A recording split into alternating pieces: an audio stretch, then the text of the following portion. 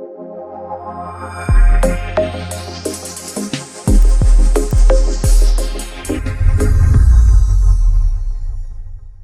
student, welcome to the physics session.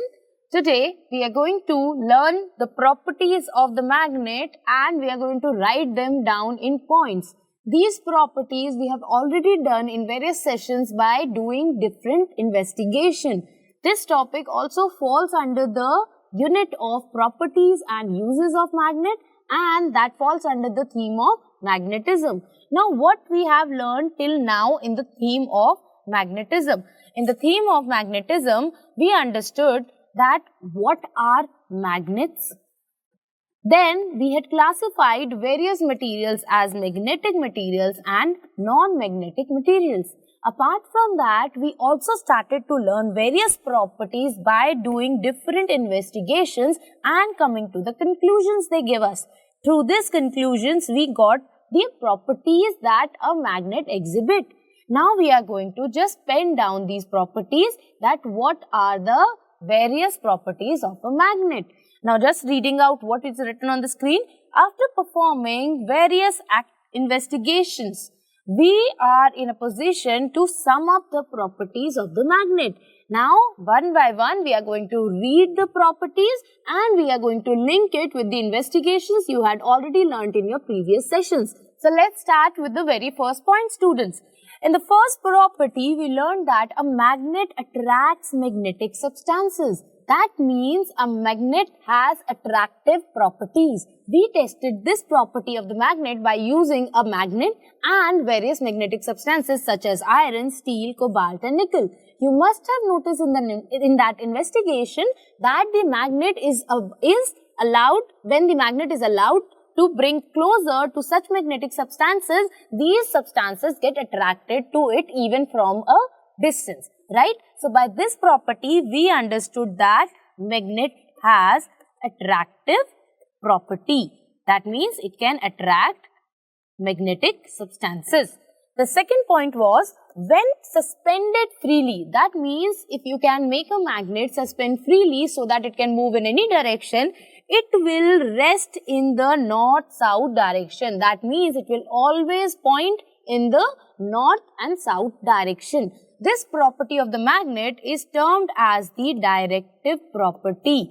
That means it can be used to tell you directions. Even in ancient times and till date, magnetic compass uses the same property of the magnets to tell us the directions. Okay, students?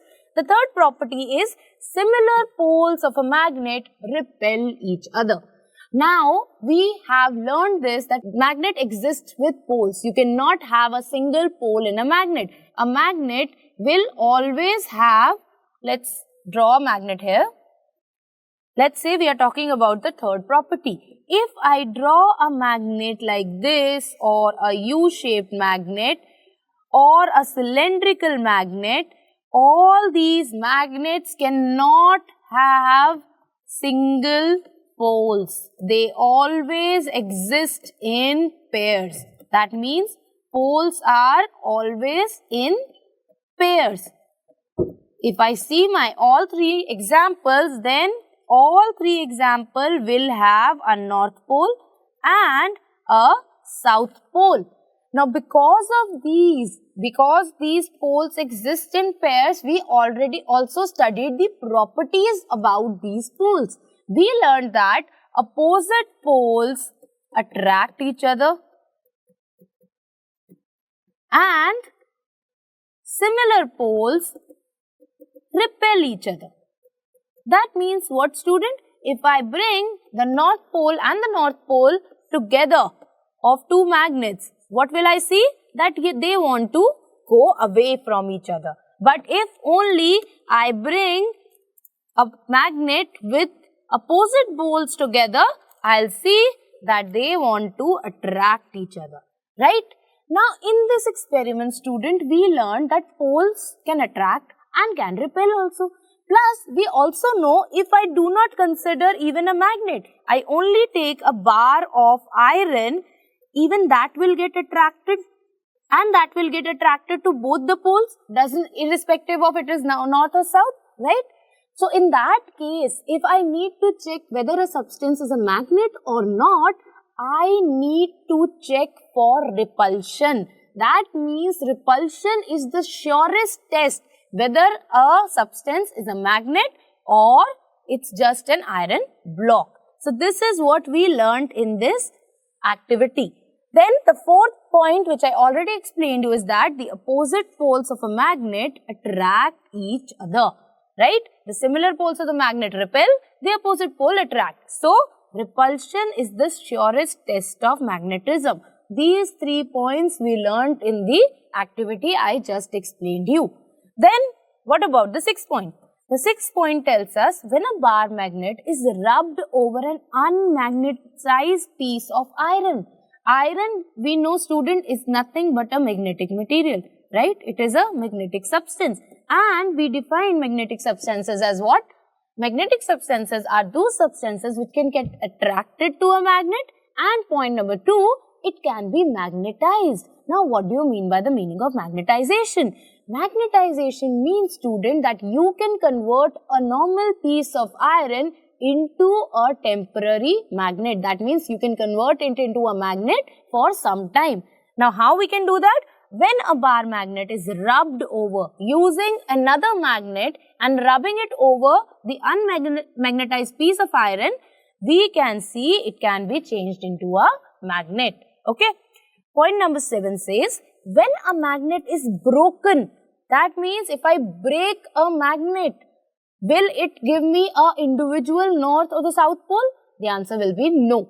Even if I cut my magnet into thousands of pieces, each piece will have its individual north and south pole. That means both the poles exist in pairs. So this is what my 7th property of magnets tell me. When a magnet is broken, then each piece is a complete magnet. That means it has both north and south pole.